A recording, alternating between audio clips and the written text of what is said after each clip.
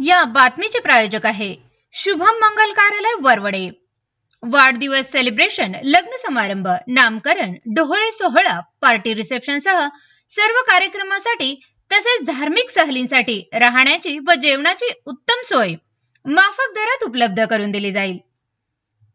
बुकिंगसाठी संपर्क 9766 49 91 26 83 29 14 65 19। आमचा पत्ता शुभम मंगल कार्यालय वरवडे टोल नाका पाण्याच्या टाकी शेजारी माढा तालुका पंचायत समिती सभापती देशमुख तर उपसभापतीपदी गिड्डे। भाजपाचा पहिलाच माढा तालुक्यात सभापती।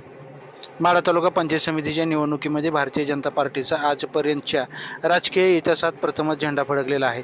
सभापतीपदी भाजपचे पंडित तुकाराम देशमुख तर उपसभापतीपदी स्वाती हनुमंत गिड्डे यांची बिनविरोध निवड निवडणूक निर्णय अधिकारी उपजिल्हाधिकारी जयश्री आव्हाड यांनी जाहीर केली।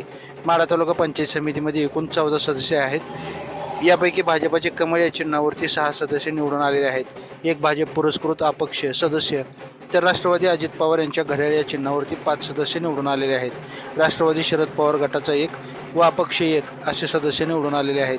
शिंदे परिवाराला मानणारे 11 सदस्य असल्यामुळे ही निवडणूक बिनविरोध होईल असं वाटत होते, परंतु भाजपचे सभापती पदाचे माणेगाव गटातील उमेदवार पंडित देशमुख यांच्याविरुद्ध राष्ट्रवादी काँग्रेसचे बेंबळे गटातील पोपट अनपट यांनी उमेदवारी अर्ज दाखल केला होता। तर भाजपच्या उपसभापती पदाच्या भूताष्टी गटातील उमेदवार स्वाती हनुमंत गिड्डे यांच्याविरुद्ध आरफळ गटातील सोनाली मनोज साठे यांनी उमेदवारी अर्ज दाखल केला होता।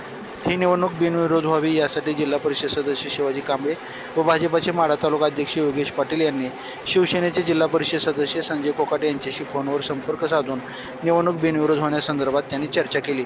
भविष्यात आमच्याही सदस्यांना विश्वासात घेऊन कामे करा, आपण सर्व महायुतीचेच घटक आहोत, त्यामुळे निवडणूक बिनविरोध करू असं आश्वासन कोकाटे यांनी दिल्यामुळं पोपट अनपट व सोनाली साठे यांनी आपले उमेदवारी अर्ज भरलेले माघारी घेतले।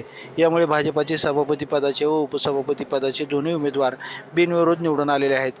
दोन्ही उमेदवारांचा सत्कार माजी आमदार संजय मामा शिंदे, संजय कोकाटे, रणजितसिंह शिंदेसह अनेकांनी केला।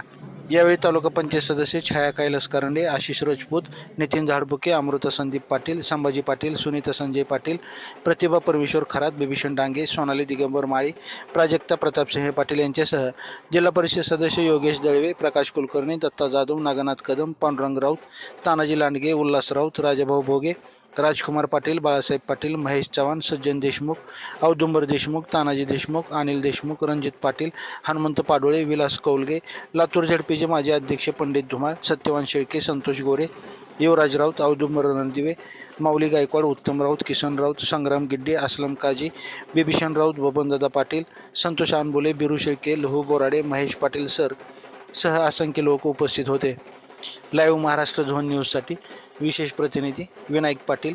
ताज्या अपडेट्ससाठी लाईव्ह महाराष्ट्र झोन न्यूजच्या यूट्यूब चॅनलला सबस्क्राईब करा, तसेच बेल आयकॉनवरती क्लिक करा।